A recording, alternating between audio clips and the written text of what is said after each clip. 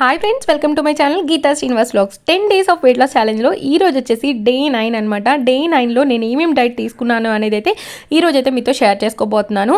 Weight loss result వచ్చేసి day 10లో అయితే చూపిస్తానండి. ఇక్కడైతే ఎర్లీ మార్నింగ్ నేను డీటాక్స్ డ్రింక్ తీసుకుంటున్నాను. డీటాక్స్ డ్రింక్ కోసం వచ్చేసి ఈరోజు ఒక కప్ ఆఫ్ హాట్ వాటర్ తీసుకొని అందులో గిన్నర్ వాళ్ళ డీటాక్స్ దేశీ కవా వాళ్ళది సాచెట్ అయితే యూజ్ చేస్తున్నానండి.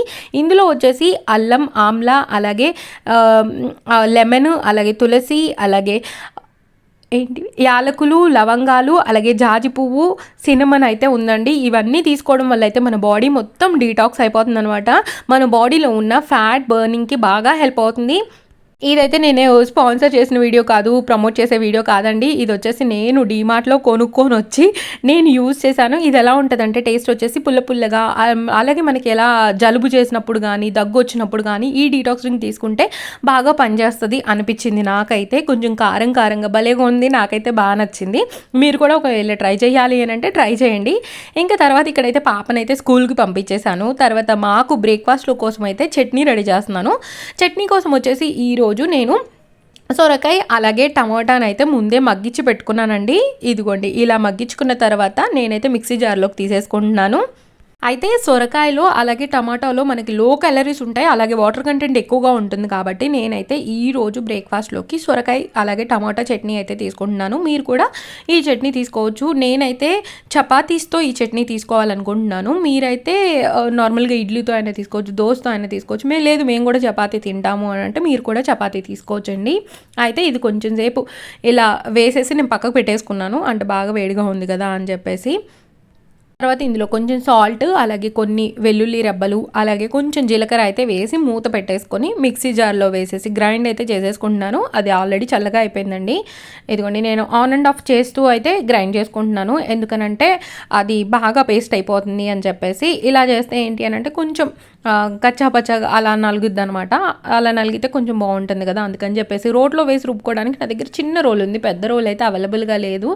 అందుకని చెప్పేసి ఇంకా దీంట్లోనే నేనైతే గ్రైండ్ చేసేసుకొని ఒక బౌల్లోకి అయితే ట్రాన్స్ఫర్ చేసేసుకుంటున్నాను. ఇదిగోండి, ఫైనల్గా ఈ చట్నీ అయితే రెడీ అయిపోయింది. అయితే ఇక్కడ పాప కోసం అని చెప్పేసి చపాతీ సీజన్ అనమాట. వాళ్ళు చెప్పారు పాపకి చపాతీ పంపండి, చపాతీ అలవాటు చేస్తాము అని.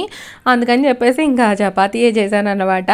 అయితే మాకు కూడా బ్రేక్ఫాస్ట్లోకి ఈరోజు మా వారు కూడా తింటా అన్నారు. అందుకని చెప్పేసి తానకు కూడా చపాతీ పెట్టేశాను. ఇద్దరం అయితే 2 చపాతీస్ అలాగే సొరకాయ టమాటో చట్నీ అయితే పెట్టేసుకొని ఈరోజు బ్రేక్ఫాస్ట్ని అయితే ఫినిష్ చేసేసామండి. ఇంకా లంచ్లోకి వచ్చేసి ఈరోజు సొరకాయ అయితే ఎనిపి తాలింపు పెట్టుకుంటున్నానండి. అదైతే నేను ఆల్రెడీ మీకు చూపించాను, అందుకని షేర్ అయితే చేయట్లేదు.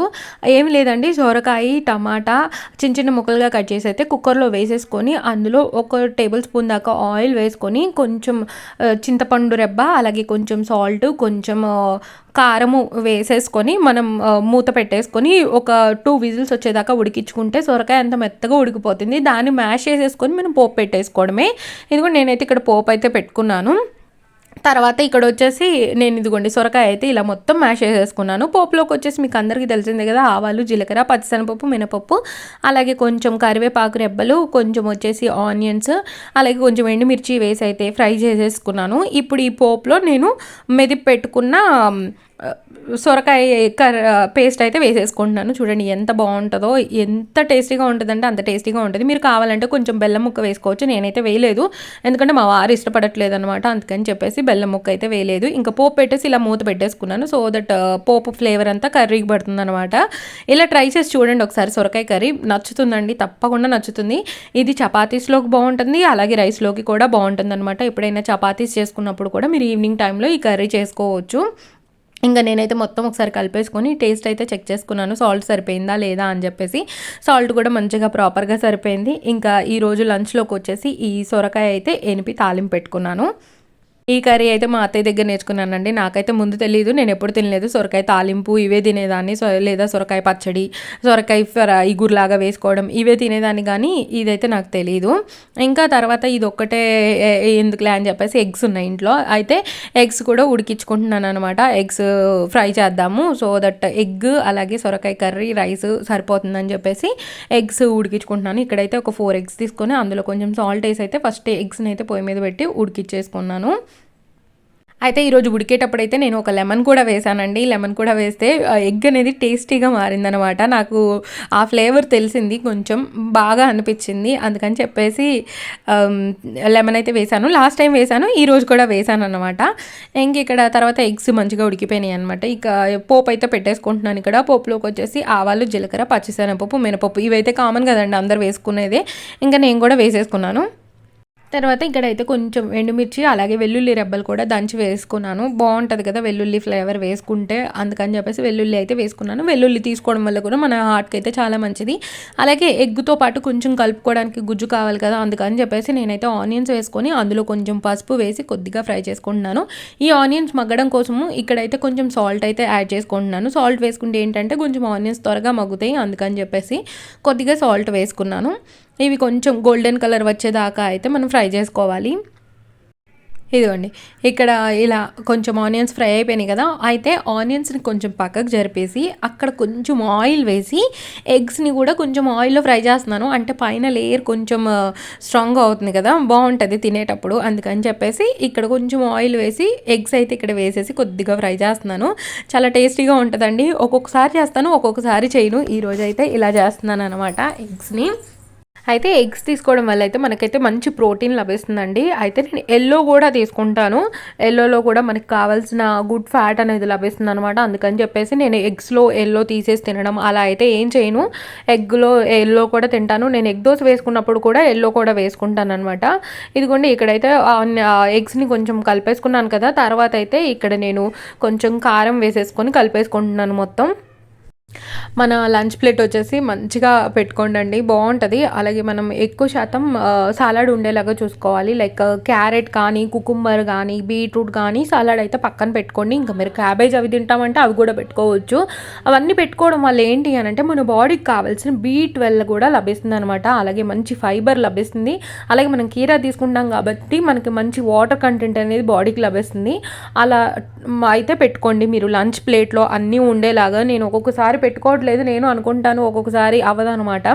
ఉన్నప్పుడు మాత్రం ఖచ్చితంగా అన్నీ పెట్టుకొని హెవీగా మంచిగా ఫస్ట్ సలాడ్ తినేసేయండి, తర్వాత రైస్ తినండి. అప్పుడు మీకు ఎక్కువగా ఆకలి అనేది వేయదనమాట.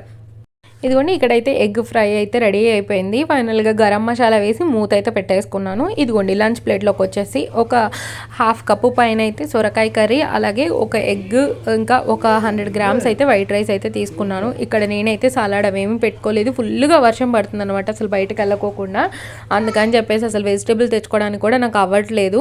ఇంకా అది వచ్చేసి లంచ్ అనమాట. ఇక్కడ డిన్నర్లోకి వచ్చేసి ఈరోజు నేను స్మూదీ చేసుకుంటున్నాను. స్మూదీలోకి వచ్చేసి నేను ఏమేమి తీసుకున్నాను అంటే డ్రాగన్ ఫ్రూట్ తీసుకున్నానండి, అలాగే ఒక హాఫ్ బనానా తీసుకున్నాను, అలాగే కొన్ని పంకిన్ సీడ్స్, అలాగే కొన్ని ఏమంటారు సన్ఫ్లవర్ సీడ్స్ తీసుకున్నాను. ఇవన్నీ వేసి అయితే ఒక మంచి మిల్క్ షేక్ లాగా అయితే చేసుకుంటున్నాను. ఇందులోకి వచ్చేసి ఒక 100 ml దాకా పాలు కూడా వేసుకున్నాను. ఈ స్మూతీ మనం తీసుకోవడం వల్ల మన హెల్త్కి అయితే చాలా మంచిది. డ్రాగన్ ఫ్రూట్లో వచ్చేసి మనకి లో క్యాలరీస్ ఉంటాయి, అలాగే మన బాడీకి కావాల్సిన విటమిన్ మినరల్స్ అనేవి బాగా లభిస్తాయి. ఐరన్ కంటెంట్ ఉంటుంది ఇందులో. అలాగే ఇది తీసుకోవడం వల్ల మన స్టమక్ అనేది ఫిల్లింగ్గా ఉంటుంది అనమాట. ఇందులో మర్చిపోయాను చెప్పడం, నేను వచ్చేసి ఒక 2 టేబుల్ స్పూన్ ఓట్స్ అయితే నానబెట్టుకొని వేసుకున్నానండి. ఓట్స్ తీసుకోవడం వల్ల మనకి మంచి ఫైబర్ అయితే లభిస్తుంది. అలాగే మనం డిఫరెంట్ నట్స్ వేసుకున్నాం కాబట్టి మన బాడీకి కావాల్సిన గుడ్ ఫ్యాట్ అయితే లభిస్తుంది అనమాట. ఇంకా డిన్నర్లోకి వచ్చేసి ఈ స్మూతీ. హోప్ మీకు ఈ వీడియో అయితే నచ్చింది అనుకుంటున్నానండి. నచ్చినట్టయితే లైక్, షేర్, కామెంట్ చేయడం మాత్రం మర్చిపోద్దు. అలాగే మీరు కనుక నా ఛానల్ని ఫస్ట్ టైం చూస్తున్నట్టయితే ప్లీజ్ సబ్స్క్రైబ్ చేసుకొని పక్కనున్న బెల్ రింగ్ చేయడం మాత్రం మర్చిపోకండి.